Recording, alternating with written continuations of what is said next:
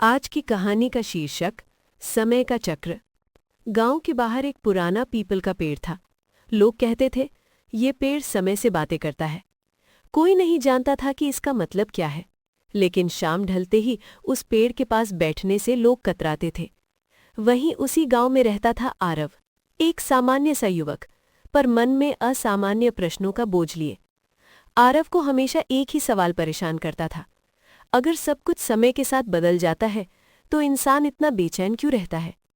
आरव पढ़ा लिखा था, शहर जाना चाहता था। उसे लगता था कि गांव, रिश्ते, परंपराएं सब उसे रोक रहे हैं। वो अक्सर कहता, अगर समय मेरे साथ होता तो मेरी जिंदगी कुछ और होती। उसके पिता बस मुस्कुरा देते, समय किसी का साथ नहीं देता बेटा, वो सिर्फ चलता है। आरव को ये बात खोखली लगती। एक शाम बारिश के बाद आरव उसी पीपल के पेड़ के नीचे जा बैठा। वहां एक बूढ़ा साधु बैठा था, सफेद दाढ़ी, शांत आंखें और अजीब सी मुस्कान। साधु ने बिना देखे कहा, तू समय से नाराज है। आरव चौंका, आप मुझे जानते हैं? साधु हंसा, समय सबको जानता है और मैं उसका शिष्य हूं। साधु ने जमीन पर एक गोला बनाया और कहा, ये समय है। फिर उसी गोले के भीतर छोटे छोटे बिंदु बनाए। ये पल है, जन्म, सुख, दुख, सफलता, असफलता, मृत्यु। आरव बोला, तो फिर मेहनत का क्या अर्थ है?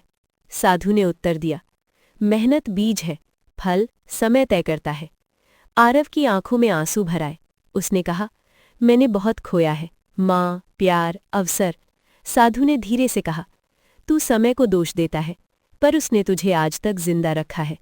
क्या तुझे पता है, जिस समय ने छीना वही समय संभाल कर भी रखता है।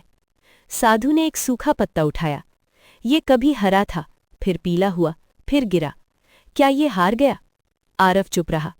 नहीं, साधु बोले, ये चक्र पूरा करके मिट्टी बना, ताकि नया पेड़ जन्म ले सके।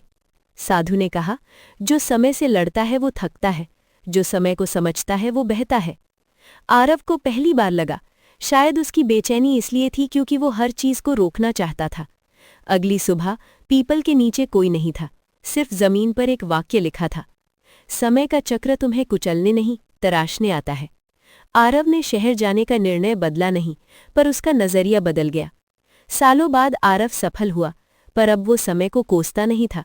वो जान चुका था, देर होना भी समय की योजना है, टूटना भी यात्रा का हिस्सा है, और रुकना भी आगे बढ़ने का एक तरीका है।